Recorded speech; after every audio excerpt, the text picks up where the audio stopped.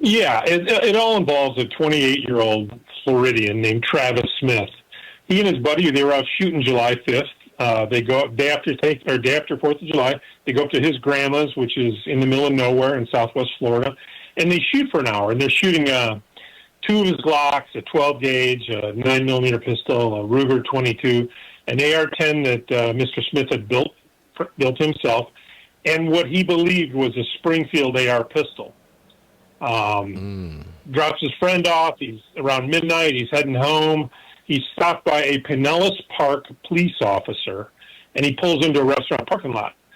The officer told him he stopped him because his tag light was dim, if you can believe that, which he strongly disagrees. And he pointed out he's driving an old, nearly 40-year-old Mercedes wagon, and the bulb he uses is an actual bulb. It's not a modern LED, which are brighter. Unfortunately, Smith's buddy, who has a valid Florida marijuana medical card, had left an empty container on the back seat, which the officer saw, and he told Smith that's his probable cause. He's going to search his vehicle. So Smith gets out and is told to take a seat on the curb. And he's searching Smith was there for 3 hours. And they brought in all kinds of guys, including some guy in civilian clothes, wearing a face mask and a ball cap. Things changed when they found his AR pistol. They pulled out a tape measure and they began measuring it. And he's kind of bored. I mean, it's been 3 hours. He's been sitting on a curb. And they come over, put handcuffs on him and throw him in the back of the car. And they start quizzing him about his AR pistol. He didn't know what the issue was.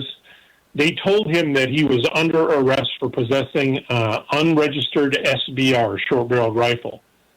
Come to find out, he'd had the gun for like 7 years. A couple of years ago, he got a gun show. He sees what he thinks is a brace, and he buys it, and he puts it on the gun. Lo and behold, it's a stock. So now he's got an SBR. He didn't know it. So then they arrest him. They haul him in for possessing an unlicensed SBR, which, brother, that's a second-degree felony in Florida, punishable by up to 15 years in prison and a $10,000 fine. I mean, he also got a couple of tickets for not wearing a seatbelt and for the no tag light. They charged him with a misdemeanor for the marijuana that wasn't even his. There's not even any marijuana in the thing. It's just residue. All right. So I called. Go ahead.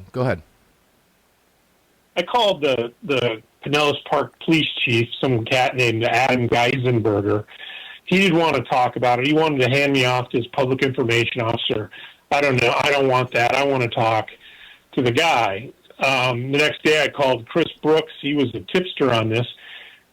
He might have been on your show at some point. He's a long-time gunsmith, and he's held nearly every job in the firearms industry in Florida. He said he wasn't 100% sure that this stock was a stock because it's shaped so oddly.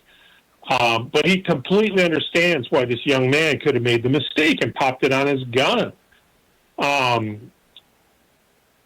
He's got some issues with it being a stock. Chris does, and I trust him because, I mean, the guy's been around forever.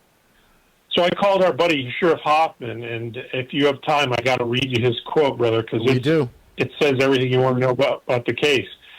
Kurt Hoffman, Sarasota County Sheriff, said, when you have a citizen with no criminal history who is not using firearms in an unlawful manner, and you find what could be perhaps a technical violation, and it takes you 3 hours to determine whether you have a crime or not, perhaps the best thing to do is take the offensive firearm part off the gun and send the non-criminal on his way.